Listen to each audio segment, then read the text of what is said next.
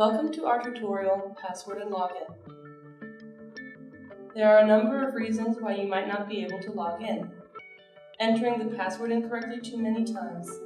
In this case, you just have to wait 5 minutes. Forgetting your password, or your password has expired.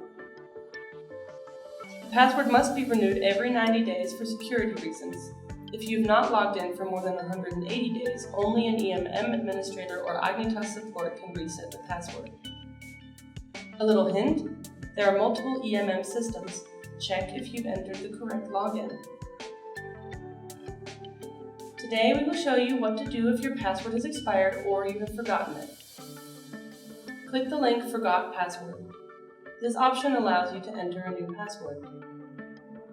Enter your username and the corresponding email address.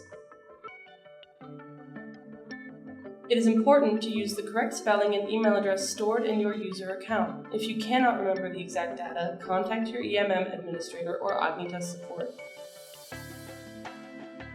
After you have entered the data correctly, you will receive an email. Please click the link in the email. A window will open in which you can assign a new password.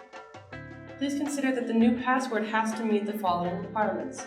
It must have at least 8 characters and contain at least 1 letter, 1 number, and 1 special character.